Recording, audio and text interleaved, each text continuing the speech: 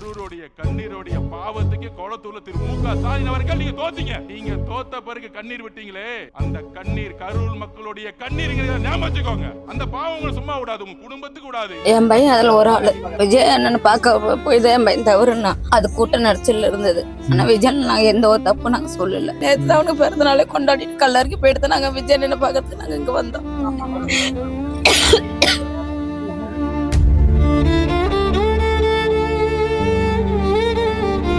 27ஆம் தேதி 9ஆம் மாசம் என் பையன் உயிர் விட்டது. அடுத்து 1 வருஷம் ஆக போகுது. இன்னும் எங்களால மீண்டு வர முடியல. கண்டிப்பா விஜய் அண்ணன் வரணும். என் பையன் கல்லறையில வந்து அந்த 41 பேருக்கு கல்லறைக்கு விஜய் அண்ணன் வந்து கண்ணீர் அஞ்சலி அவர் செலுத்தணும் நாங்க விரும்புகிறோம். ஒவ்வொரு உயிருக்கும் ஒவ்வொரு பதில் அவங்க சொல்லி ஆகணும். அதுல என் பையன் ஒரு ஆளு. அவங்க பிள்ளை குட்டிகள் எல்லாம் தூக்கி திங்காதுங்களா? வாழை தூக்கி கொடுத்துட்டு நாங்க உட்காந்துருக்கிறோம். பிறந்தப்ப இறந்துதான் கூட எங்களுக்கு வருத்தம் இல்ல. நாங்க வளர்த்து வாரிய மணி தடவை என் பையன் போனா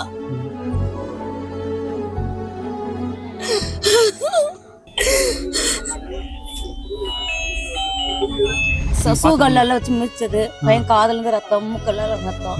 என் தங்கச்சி கழுத்தெல்லாம் காயமாயி என் தங்கச்சி போட்ட தாலி எல்லாம் என் தங்கச்சி போட்டு தாலி இல்ல, தோடு இல்ல, எல்லாத்தையும் என் தங்கச்சி தோடு எல்லாமே காயமா தான் இருந்துச்சு. அவளை ஹோமடேஜன் தான் அவங்கள கூட்டாத புருஷனை மட்டும் 2 பேரும் ஐசி வாட்டர் இருந்தா நாங்க அந்த கூட்டத்துல இருந்தோம். இல்லன்னுலாம் சொல்ல கிடையாது, இருந்தோம். என் பையன் முத கொண்டு இருந்தா அப்படி விட்டுருந்தா என் பையனை வந்து கழுத்தை நெரிச்சிருக்குவாங்க. அதுதான் உண்மை. ஒன்னதெல்லாம் காலை வச்சு முதிச்சிருக்கிறாங்க, கழுத்தை வச்சு நெரிச்சிருக்கிறாங்க, ஜெஸ்ட கைய பிடிச்சி இழுத்துருக்காங்க, இடுப்ப கிளி இருக்கிறாங்க. இதுதான் நீங்க மோஸ்ட்லி பாத்தீங்கன்னா கண்டிப்பா 100% சொல்லுவேன், இது திட்டமிட்ட சதிதான். எங்க அண்ணன் கிடையவே கிடையாது. எங்க அண்ணன் இப்ப அதுக்கெல்லாம் புண்ணியம் பண்ணி இருக்கிறா அப்படி. ஆனா இது யாரு காரணம்னு எங்களுக்கும் நல்லா தெரியும். ஏன்னா எங்களைய சுத்தி இருக்கிறவங்களும் சொல்றாங்க. 4 பேர் ஆம்புலன்ஸ்ல நாங்க வேணுக்குனே போனோம் அப்படின்னு எல்லாம் சொல்றாங்க. அந்த குற்றவாளிகளுக்கு எது போல தண்டனை கொடுத்தா சரியா இருக்குன்னு நினைக்கிறீங்க? அணுவா சித்திரவதை பண்ணணும். அவங்களெல்லாம் அணுவா சித்திரவதை பண்ணி அவங்களுக்கு கொண்டு ஒரு செகண்ட்ல என் பிள்ளைங்க உசுரெல்லாம் போயிடுச்சு. அதுங்க உயிர் போகும்போது என்ன துடிச்சிருக்கோம், அதே மாதிரி அவங்க உயிர் துளியா போகும்.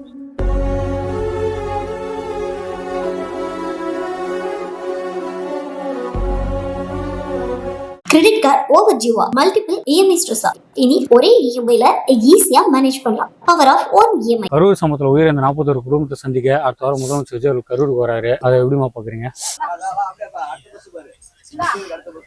என் பையன் அதுல ஒரு ஆளு விஜய் அண்ணன் பார்க்க போய் தான் என் பையன் தவறுனா அது கூட்ட நடிச்சல் இருந்தது. ஆனா விஜய் நாங்க எந்த ஒரு தப்பு நாங்க சொல்லல. வருஷம் என் பையனுக்கு பிறந்த நாள் நாங்க அக்கா தங்கச்சால சேர்ந்து செய்வோம். நேத்து என் பையனுக்கு பிறந்த நாள்.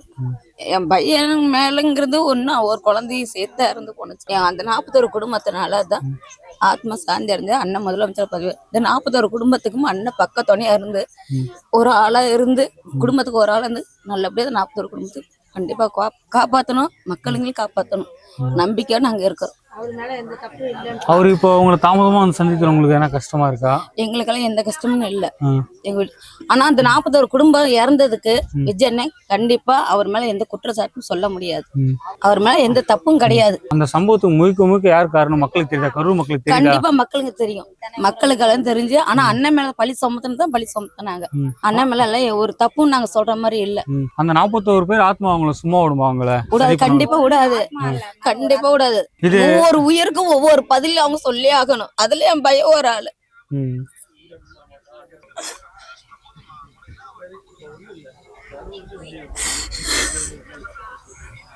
பையனுக்கு எத்தனை வயசுமா ஆகுது? அவன் யாரு கூட போனாலும் தனியா பண்ணணுமா?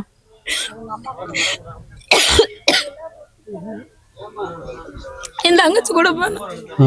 தங்கச்சி பையனுங்களா? தங்கச்சி பையன் 2 பையனு கூட்டிட்டு தான் போனா. பெரிய இறந்துட்டான். எத்தனாவது படிச்சான்? அவன் 3ஆவது படிச்சான். அவனுக்கு 8 வயசு. இப்போ 9 வயசு ஸ்டார்ட் ஆயிருச்சு. நேற்று அவனுக்கு பிறந்த நாளே கொண்டாடிட்டு கல்லறைக்கு போயிட்டு நாங்க விஜய் அண்ணனை பார்க்கறதுக்கு நாங்க இங்க வந்தோம்.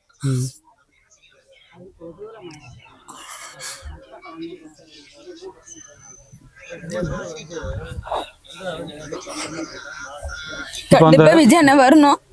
என் பையன் கல்லறையில வந்து அந்த 41 பேருக்கு கல்லறைக்கு விஜய் அண்ணன் வந்து கண்ணீர் அஞ்சலி அவர் செலுத்தணும் நாங்க விரும்புகிறோம்.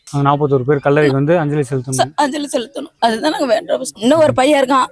அண்ணன் நல்லபடியா அந்த பையனை படிக்க வச்சு ஒரு அளவுக்கு கொண்டாடணும். எங்களுக்கு வேற எந்த ஒரு இதில் பிள்ளைங்களுக்கு எல்லாம் பாதுகாப்பு ஃபுல்லா கொடுக்கணும். அண்ணன் இப்போ அந்த கரூர் சம்பவம் தொடர்பாக அந்த குற்றவாளிகளுக்கு முதலமைச்சர் விஜய் உரிய தண்டனை வாங்கி கொடுக்குறீங்களா? கண்டிப்பா அண்ணன் வாங்கி தருவார்னு எங்களுக்கு நம்பிக்கை இருக்கு. கண்டிப்பா அண்ணன் வாங்கி தருவார்னு எங்களுக்கு நம்பிக்கை முழுக்க முழுக்க இருக்கு. அந்த 41 பேர் ஆத்மா தான் இப்போ முதலமைச்சர் விஜய் அவர்கள் ஜெயிக்க வச்சதா சொல்றாங்க. ஆமா, கண்டிப்பா அதுதான் உண்மை. மத்தவங்க ஜெயிச்சு வச்சாங்களோ இல்லையோ, அந்த 41 பேர்த்தனாலதான் அண்ணன் வந்து முதலமைச்சர் பதவியில உட்காந்துருக்காரு. இப்போ மீண்டும் கரூருக்கு வராரு, அப்பதான் அசம்பாவிதம் நடக்க வாய்ப்பு இருக்கா? அண்ணன் அதெல்லாம் சரி பண்ணுவாரு. பந்தோசம் அதிகமா வேணும், பந்தோசம் அதிகமா வேணும். அன்னைக்கு எல்லாம் அத்தனை பேத்துக்கும் வந்தாங்க போலீஸ்கார். அண்ணன் வரும்போது ஒருத்தருமே இல்லையே, ஆம்புலன்ஸ் உள்ள வர்றது காரணமே இல்லையே. ஃபர்ஸ்ட் அண்ணன் வந்ததுக்கு அப்புறம் ஏதோ ஒரு சம்பவம் நடந்திருந்தா பரவாயில்ல, அதுக்கு முன்னாடியே தானே ஆம்புலன்ஸ் எல்லாம் உள்ள இறங்குனது. ஆனா அண்ணன்ல எந்த குற்றமும் சொல்ல முடியாது. இப்போ கரூரோட திருச்சிலாம் அதிக கூட்டம், ஈரோட்ல அதிக கூட்டம், அங்கெல்லாம் நடக்காத சம்பவம் கரூர்ல வந்து அதான் அண்ணனை பழி வாங்கணும்னு நினைச்சு செஞ்சுட்டாங்க. திருச்சியில செய்ய முடியல, மத்த இடத்துல செய்ய முடியல, நாமக்கல்ல சேலத்துல செய்ய முடியல, கரூர்ல வச்சு செஞ்சுட்டாங்க. அவ்வளவுதான். அண்ணனை வச்சு அண்ணனை தப்பா சொல்லணும், தப்பா பேசணும் செஞ்சுட்டாங்க. அந்த குற்றவாளிகளுக்கு எது போல தண்டனை கொடுத்தா சரியா இருக்குன்னு நினைக்கிறீங்க? அணுவணுவா சித்திரவதை பண்ணணும், அவங்களெல்லாம் அணுவணுவா சித்திரவதை பண்ணி அவங்களுக்கு கொள்ளணும். ஒரு செகண்ட்ல என் பிள்ளைங்க உசுரெல்லாம் போயிடுச்சு, அதுங்க உயிர் போகும்போது என்ன துடிச்சிருக்கோம், அதே மாதிரி அவங்க உயிர் துளியா போகணும். ஒரேடியா சாவடிச்சுனா ஒண்ணும் தெரியாது. அப்படியே சித்திரவதை பண்ணணும், ஒவ்வொரு சித்திரம் பண்ணிதான் அவங்களுக்கு சாவடி. இப்ப அந்த உயிர் அந்த 41 பேர் உடம்புல அங்கங்க காயம் இருந்தா சொல்றாங்க, எது போல காயம் இருந்துச்சு? அப்போ சூகல்லாம் வச்சு மிதிச்சது, பையன் காதுல இருந்து ரத்தம், மூக்கெல்லாம் ரத்தம். என் தங்கச்சி கழுத்தெல்லாம் காயமாயி, என் தங்கச்சி போட்ட தாலி எல்லாமே என் தங்கச்சி போட்டு தாலி இல்ல, தோடு இல்ல, எல்லாத்தையும் என் தங்கச்சி தோடு எல்லாமே காயமா தான் இருந்துச்சு. அவளை ஹோமடேஜ்ல இருந்தா அவங்கள கூட்டாத புருஷனை மட்டும் 2 பேரும் ஐசி வாட்டில இருந்தா கூட்டு. முத நாள் 8 மணிக்கு சம்பவம் நடந்துச்சுனாங்க.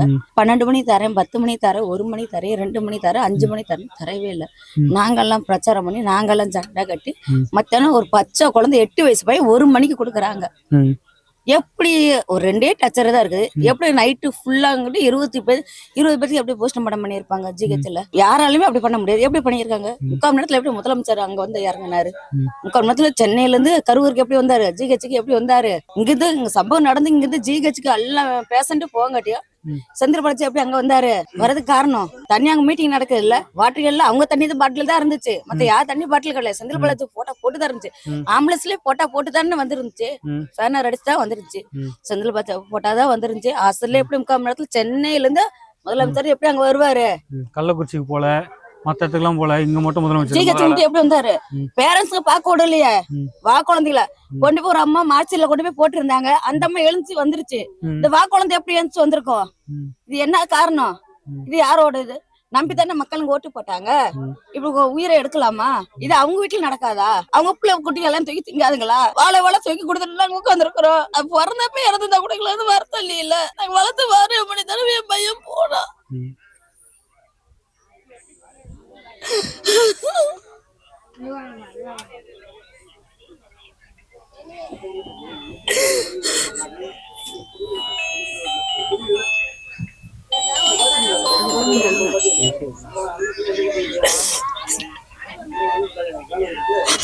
அவங்க முதலமைச்சர் விஜய் அவர்கள் பார்க்க போறதுக்கு முன்னாடி உங்ககிட்ட என்ன சொல்லிட்டு போனாங்க? என்ன சொல்லிட்டு போனாங்களா விஜய் அவர்கள் பார்க்க போறேன்ட்டு? ஃபர்ஸ்ட் அண்ணன் வீடியோக்கள் அடிச்சு பேசினாங்க, ஏமா குழந்தைங்களாம் கூட்டு வரக்கூடாது, பெரியவங்களாம் வரக்கூடாது, ஆனா அது எங்க தப்பு தானா அப்படின்னு சொல்லி அண்ணன் வீடியோக்கள் அடிச்சு பேசி சேப்பா எங்களை கூட்டி போயிட்டு சென்னையில கொண்டு போய் அண்ணன் கொஞ்சம் சேப்பா கொண்டு வீட்டு வாசல் வச்சு கொண்டு விட்டாங்க. சம்பவம் அதுக்கப்புறம் வீடியோக்கள்ல பேசினாங்களா முதலமைச்சர் கிட்ட?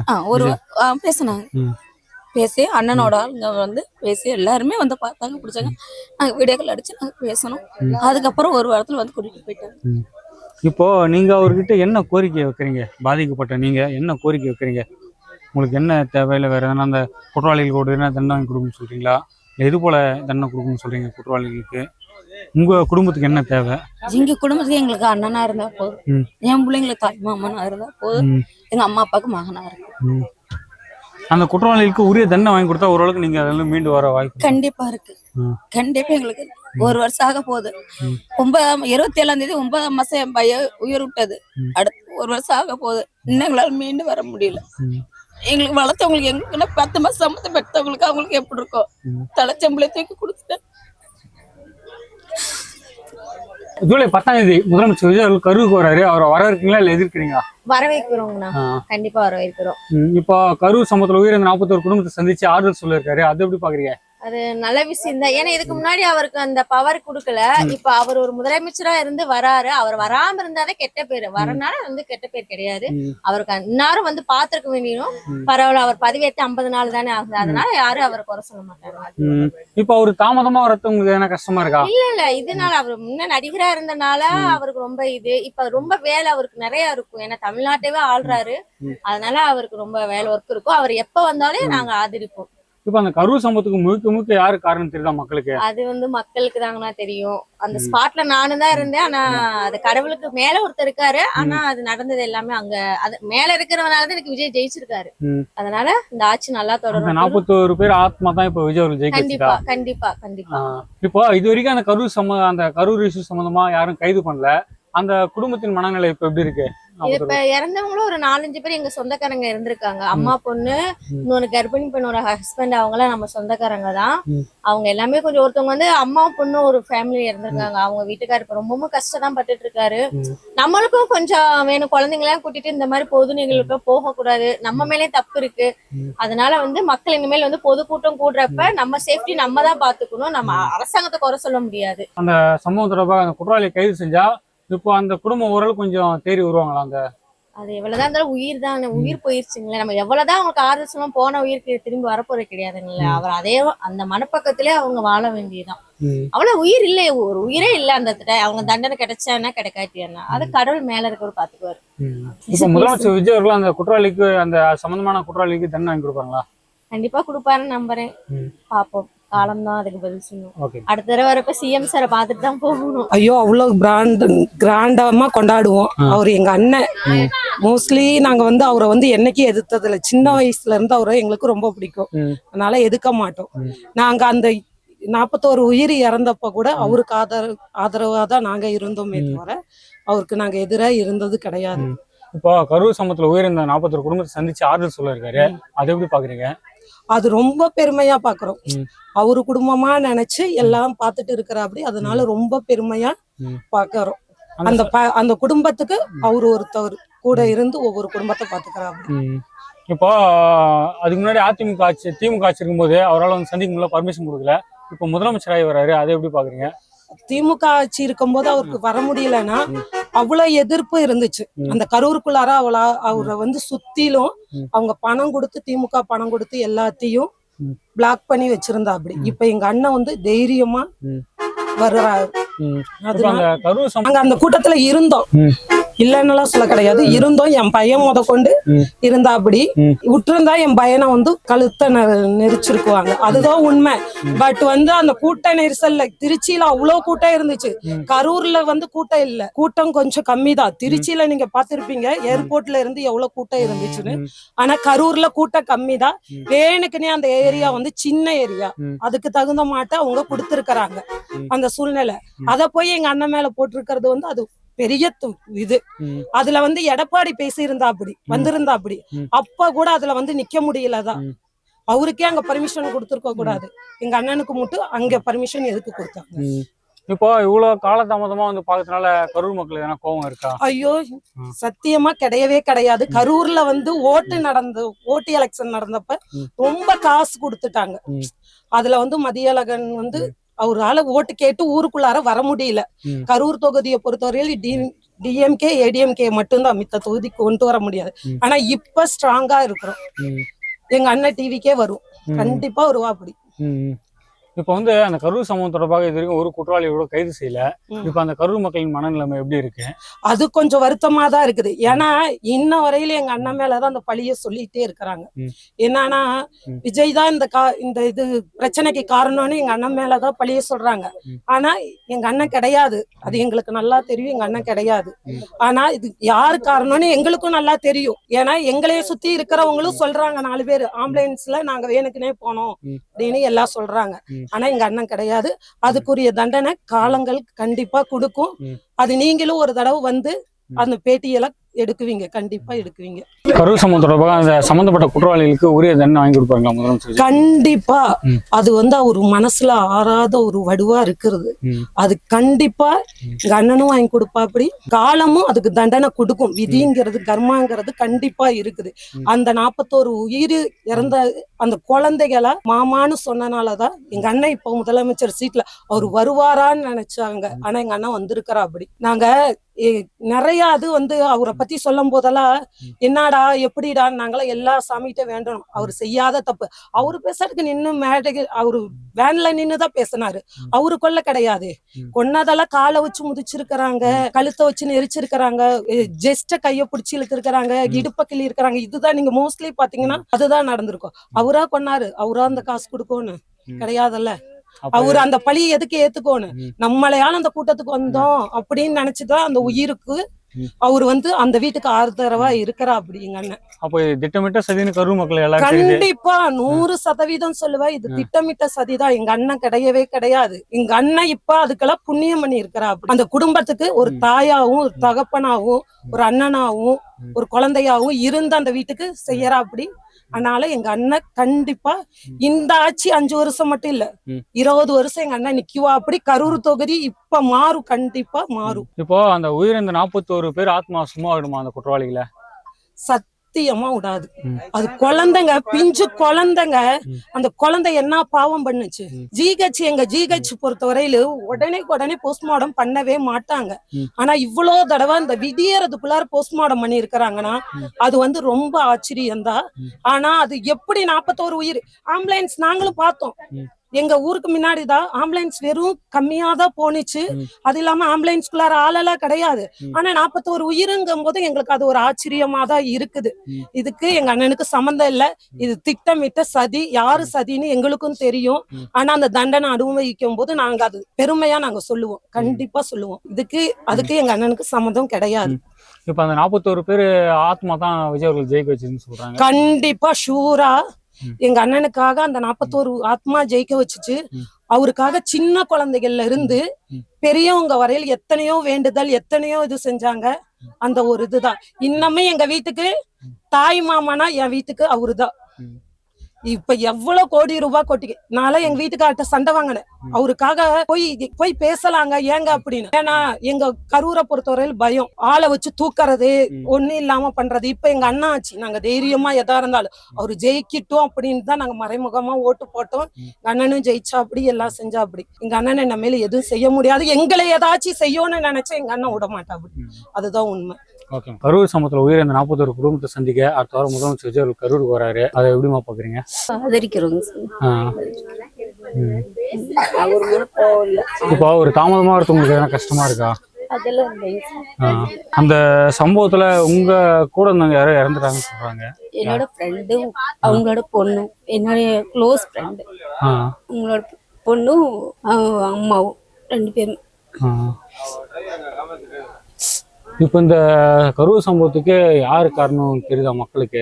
அந்த இடத்துக்கு போகல, எனக்கு தெரியாது. டிவியில பார்த்துதான் நாங்க தெரிஞ்சுக்கிட்டோம். காணான்னு சொல்லவும் அதுக்கப்புறம் நாங்க தொலைவி அதுக்கப்புறம் தான் தேடி கண்டுபிடிச்சோம். போட்டோ காமிச்சு இவங்கதான் அப்படின்னு அதுக்கப்புறம் தான் கண்டுபிடிச்சோம். இப்போ இது சம்பந்தமா இது வரைக்கும் ஒருத்தர் கூட கைது செய்யல. இப்ப அதை கைது செஞ்சா அந்த குடும்பத்தை மனநிலைமை கொஞ்சம் மாறுமா? இதுக்கு மேல கைது செஞ்ச மட்டும் என்ன போய் மனநிலைமை மாறப்போகுது? அது நடந்தது தானே. மேல நடந்ததை என்ன ஒண்ணுமே பண்ண முடியாது. அந்த இறந்தவங்களுடைய 41 பேர் ஆத்மா தான் இப்ப விஜய் அவர்கள் ஜெயிக்க வச்சுன்னு சொல்றாங்க. கண்டிப்பா இருக்கலாம். கடவுளோட அனுகிரகம் தான் எல்லாமே நடக்கிறது. எல்லாமே நம்ம முடிவு பண்றது கிடையாதுங்க. கடவுளோட அனுகிரகம், ஆண்டவனோட செயல் தான். இது திட்டமிட்ட சரின்னு சிலர் சொல்றாங்க, இல்ல எதிர்ச்சியா நடந்ததுன்னு சொல்றாங்க. அது நமக்கு அது தெரியாதுங்க. அத பத்தி நாங்க அதெல்லாம் தெரிஞ்சுக்கல. சப்போஸ் அந்த இடத்துக்கு நாங்க போகல, எங்க பாப்பாவும் தான் அந்த இடத்துல போயிருந்தாங்க, வீட்டுக்கு வந்துட்டாங்க. ஆனா இவங்க 2 பேர் மட்டும் வரல. அவ்வளவுதான், போனவங்க வீடு திரும்பல. உங்க ஃப்ரெண்டோட பொண்ணுங்களா? அவங்க எத்தனை வருஷமா அவங்க கூட பழகிருக்காங்க? உங்க ஃப்ரெண்ட் 6 இயர்க்கு மேலேயே. உங்களுக்கு இப்போ அவங்க எல்லாத்தையும் business associate thickness friend, sister and sisters மாதிரி தான் 2 பேரும் க்ளோஸ் மெயின். இப்போ அவங்க கூட எல்லாத்தையும் எந்த அளவுக்கு கஷ்டமாகுது? அது நினைச்சு பார்க்க முடியுதா இப்போ அவங்கள? அது நான் அந்த இதுல இருந்து வெளியே வர்றதுக்கே கிட்டத்தட்ட ஒரு 3 மாசத்துக்கு மேல ஆயிடுச்சு. மெயினா வந்து பாத்தீங்கன்னா அன்னைக்கு அதோட குடும்பத்துல பாதிச்சது நிறைய பேர் வந்து பாத்தீங்கன்னா பாதிச்சவங்க நிறைய பேர் இருக்காங்க. அதுக்கு ஓகே ஆறுதல் சொல்லியிருக்காரு. ப்ளஸ் அதை என்ன பண்ணணும்னா அது முடிவு பண்ணியிருக்காங்க. இப்போ அந்த கரூர் சம்பவம் தொடர்பாக அந்த குற்றவாளிகளுக்கு உரிய தண்டனை வாங்கி கொடுப்பாருன்னு நம்புறீங்களா முதலமைச்சர் விஜய் அவர்கள்? சார் நினைச்சா இருக்கலாம், வேணான்னா விட்டுடலாம், அவ்வளவுதான். கிரெடிட் கார்டு ஓவர் ஜீவா மல்டிபிள் இஎம்ஐ ஸ்ட்ரெஸ். இனி ஒரே இஎம்ஐல ஈஸியா மேனேஜ் பண்ணலாம். Power of one EMI.